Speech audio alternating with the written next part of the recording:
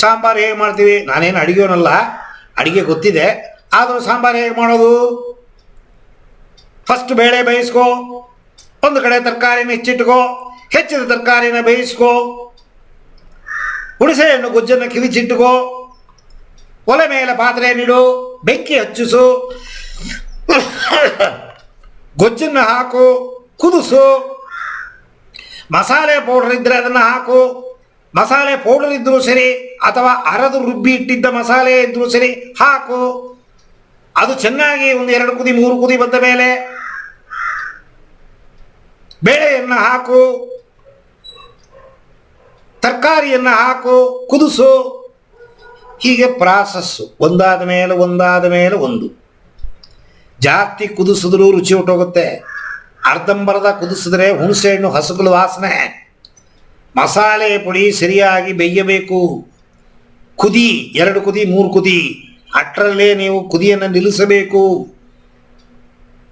ಕುದಿಯಾಕಿಟ್ಟುಬಿಟ್ಟು TV serial ನೋಡ್ತಾ ಕೂತಿದ್ರೆ ಮನುಷ್ಯ ತಿನ್ನಕ್ಕಾಗಲ್ಲ, ದನವೂ ತಿನ್ನಲ್ಲ. ಅದು ಬೆಳಗ್ಗೆದ್ದು ದನಕ್ಕೆ ಹಾಕಿದ್ರೆ ದನ ಮೂಸ್ಬಿಟ್ಟು ಹೋಗುತ್ತೆ, ತಿನ್ನಲ್ಲ.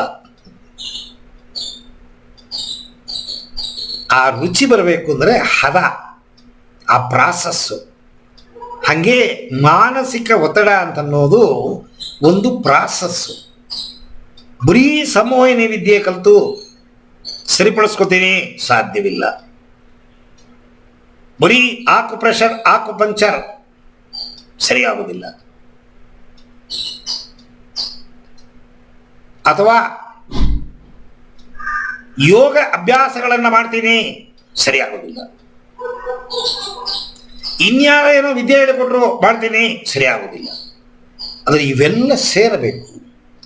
ಹುಣಸೆಹಣ್ಣು, ಉಪ್ಪು, ಖಾರ ಪ್ಲಸ್ ಹದ ಎಲ್ಲ ಸೇರಿದ್ರೆ ಮಾತ್ರ ರುಚಿ. ಆ ರೀತಿ ಇದೆಲ್ಲ ಸೇರಿದ್ರೆ ಮಾತ್ರ ಮಾನಸಿಕ ಒತ್ತಡವನ್ನು ಸರಿಪಡಿಸೋಕ್ಕೆ ಸಾಧ್ಯ. ಇಲ್ಲ ಅಂದರೆ ಮಾನಸಿಕ ಒತ್ತಡ ಯಾವುದ್ಯಾವುದೋ ಒಂದೊಂದನ್ನು ಕಲ್ತ್ಬಿಟ್ಟು ಯೂಟ್ಯೂಬಲ್ಲಿರೋ ವಿಡಿಯೋಗಳನ್ನು ನೋಡಿಕೊಂಡು ನಾನು ಸರಿ ಮಾಡ್ಕೊತೀನಿ ಅಂತ ನೀವು 8 ವರ್ಷ ಪ್ರಯತ್ನ ಮಾಡಿದ್ರು ಖಂಡಿತ ಮಾನಸಿಕ ಒತ್ತಡ ಸರಿಯಾಗೋದಿಲ್ಲ.